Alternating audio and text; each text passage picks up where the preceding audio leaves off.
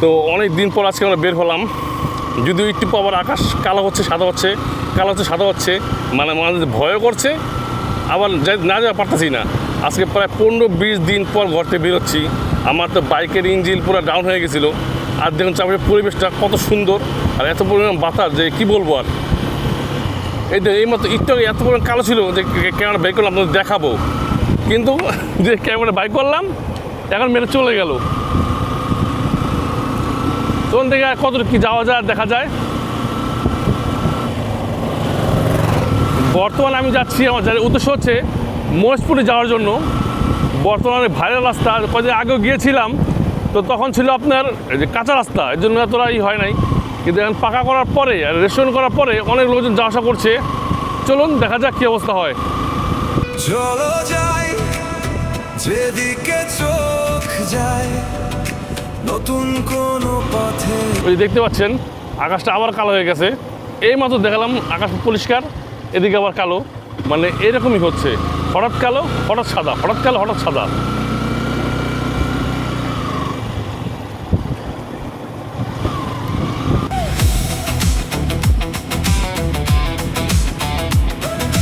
চেনা শহর পেরিয়ে যাই অচেনা পথ ধরে, কখনো রোদ কখনো বৃষ্টি, জীবন নিজের মতো করে। আমি যতবার এই দিক দিয়ে আসি আর কি, এই স্কুল বা কলেজ আমি জানি না, জানা অনেক ভালো লাগে আমার। বিশাল বড় খেলার মাঠ আছে, প্রতিদিন বিকাল হলে ছেলেপেলা খেলে। তো বর্ষাকাল বৃষ্টি বাদলের কারণে কেউ আসে নাই, মাঠ পুরো ভিজা। আর এখন দুপুর টাইম, বিকাল বা সকাল আসলে এখানে সবসময় লোকজন দেখি, মানে ছেলেপেলেরা খেলাধুলা করে আর কি। জিনিসটা অনেক ভালো লাগে আমার কাছে। আমাদের ঢাকা শহর তো সব মুরগির খোপের মতো স্কুল, এখানে ক্লাস করতে পারে এটাই বেশি। আর ছেলেদের বিকাশ হওয়ার দরকার নেই, সব ছেলেমেয়েরা আজকাল মোবাইল টিভি এই কারণে, কারণ তারা যে খেলাধুলা করবে সেই জায়গাটা তাদের নাই। তা বাধ্য হয় তারা সময় কাটানোর জন্য কম্পিউটারে গেম খেলে, মোবাইলে গেম খেলে।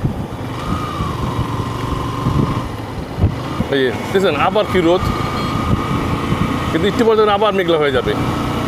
আর এমনভাবে মেঘলা হয়, কালো হয় যে মনে হয় কি এখন তুফান নামবে। গোল্ড কাপ ফুটবল টুর্নামেন্ট 2026, এই যে আবারও কালো, আবারও মেঘলা হয়ে গেছে আকাশ। আর কী পরিমাণ বাতাস, গাছপালা দেখলে বুঝতে পারবেন কী পরিমাণ বাতাস ছাড়তেছে।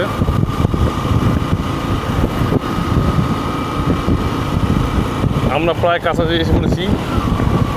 মূলত যে এই সৌন্দর্য নিয়ে আসা হয়েছে আমাদের, চারপাশে ভরপুর নদী আর মাঝখানের রাস্তা, সামনে আরও সুন্দরভাবে দেখবেন, অনেক ভালো লাগবে। দেখুন চারপাশে পরিবেশ, এত পরিমাণে বাতাস, আমি জানি না আমার কথা শোনা যাচ্ছে কি না। আর দেখুন পরিবেশটা কি সুন্দর, আর পাকা করার পর জায়গাটা এত সুন্দর হয়েছে বলার বাইরে। হ্যাঁ, আগে ভাঙা চলার জন্য গাড়ি টানতে পারতাম না, আস্তে যেতে পারে, এখন দেন পুরো স্মুথ রাস্তা।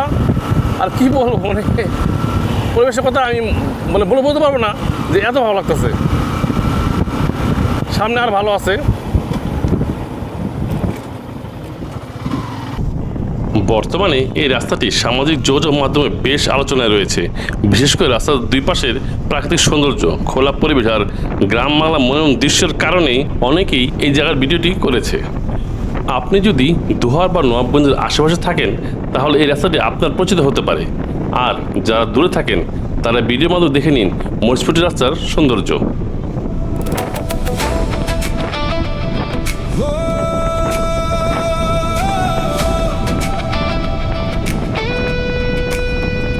চলো যাই যেদিকে চোখ যায়, নতুন কোনো পথের শেষে নতুন গল্প হয়।